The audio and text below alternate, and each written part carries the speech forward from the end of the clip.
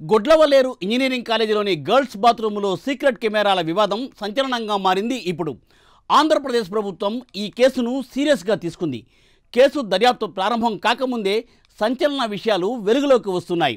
Bathroom షవర్లలో కెమెరాలు, Telegram, WhatsApp గ్రూపుల్లో వీడియోల విక్రయాలు, 5 రూపాయలకే 300కు పైగా వీడియోలు వంటి ప్రచారాలు గొడ్లవల్లేరు కాలేజీ విద్యార్థులపై తీవ్ర ఆందోళనకు గురిచేస్తూ వారిని భయభ్రాంతులకు గురిచేస్తున్నాయి.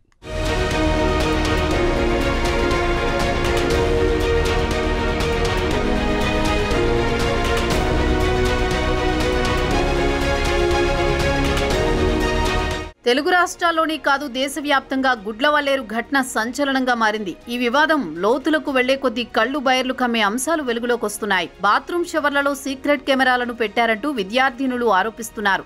అయితే అక్కడ కనిపిస్తున్న ఆనవాళ్లు కూడా ఇవి ఆరోపణలే అని కొట్టిపారేసేలా లేవు.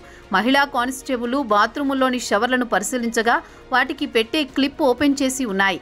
దీంతో ఇదే విషయం పలు అనుమానాలకు తావిస్తోంది. పోలీసులు ఈ షవర్లను తీసుకువెళ్లి విచారణ చేస్తున్నారు.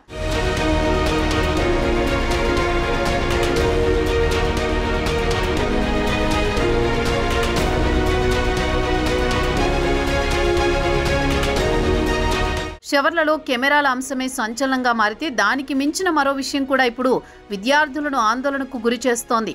హిడెన్ కెమెరాలతో తీసిన అమ్మాయిల వీడియోలంటూ వాట్సాప్, టెలిగ్రామ్ చాటింగుల్లో మరో దుమారానికి కారణమయ్యాయి.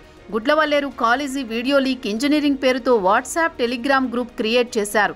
5,000 రూపాయలకు 300కు పైగా వీడియోలంటూ కొందరు ఆ గ్రూప్లో మెసేజ్లు చేశారు. శాంపిల్కి ఒక వీడియో పంపించాలని, బాగుంటే తీసుకుంటామని మరికొందరు రిప్లై ఇచ్చారు.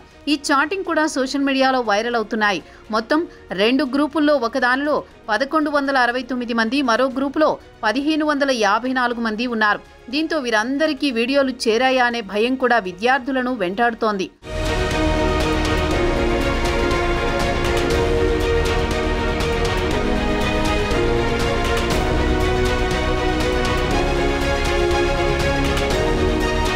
ఈ ఘటనపై ప్రభుత్వం స్పెషల్ ఫోకస్ పెట్టింది.